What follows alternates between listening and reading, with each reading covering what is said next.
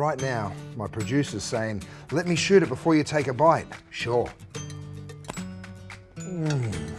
When we think of Mexican food, we quite often think of tacos, and my favorite taco in the world is the carnitas. It literally translates to little meats. It's made from pork. You slowly cook it. We normally eat it in restaurants and think, God, that would be way too hard to do at home. But let me tell you something, it's actually really, really simple.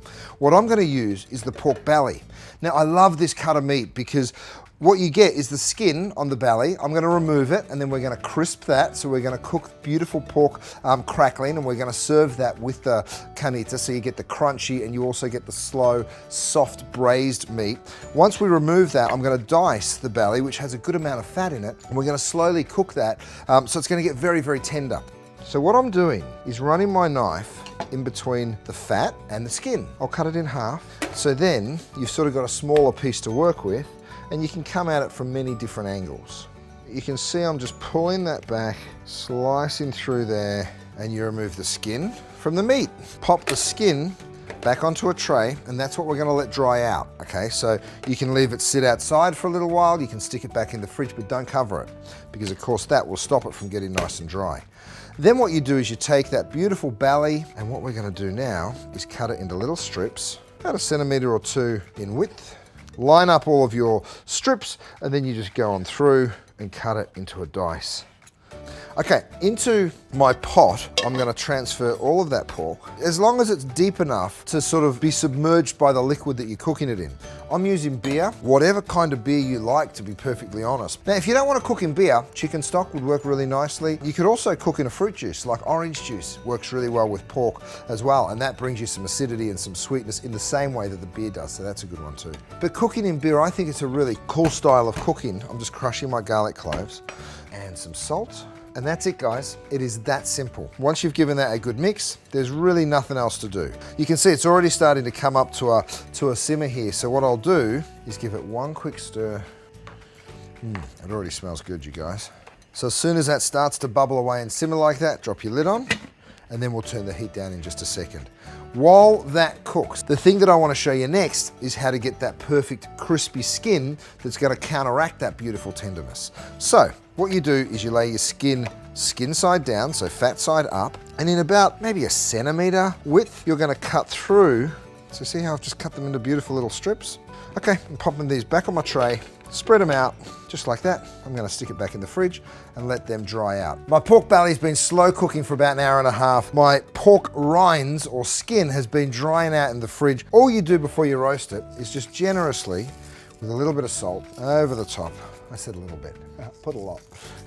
And then you just throw them in the oven, nice hot oven, so at least 200. They take about 20 to 25 minutes and they go perfectly crisp and golden. This has been cooking for about 1.5 hours. My crispy pork skin is in the oven and it's gonna be absolutely sensational. And now I've just brought out a few different things that you can build your tortilla with. Get yourself a little pan like this. I'm using a little non-stick pan, and you're gonna scoop some of this out, not too much of the liquid, and then you're gonna crisp up in a hot pan a couple of spoons of that gorgeous pork belly. So once you put this pork back into a pan, crank the heat. You wanna get a little bit of crispy on the outside of the pork. But before you even do that, how do you know that your pork's cooked? Take a piece out, stick it on your cutting board. What I want you to do is to be able to turn your knife upside down and still cut through it. Toss that into your hot pan, and we get it nice and crispy. While that's happening, if you want, you can toast your tortillas. I'm throwing it straight over the heat, and that's fine.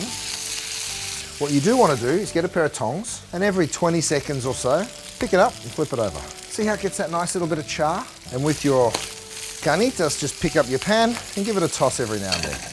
Once you feel like you've got that little bit of crispy, that's it, and it's ready to go. Now don't forget, the only crisp isn't coming from here. We've also got that pork crackling in the oven.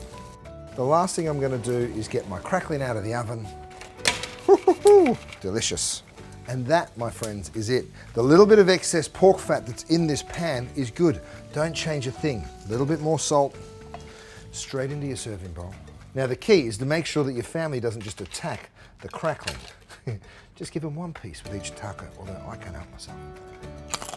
Oh. Okay, and now for the fun part. You get yourself, I always dig down into the pile of tortillas because it stays really nice and warm that way. You go ahead and get some of that beautiful carnitas in the middle. Red onion, some fresh coriander, squeeze a lime, and that really cuts through that rich fattiness of the pork. If you want to use a little pico de gallo or salsa, you can. Avocado is always delicious. Make sure you get a little bit of that pork crackling.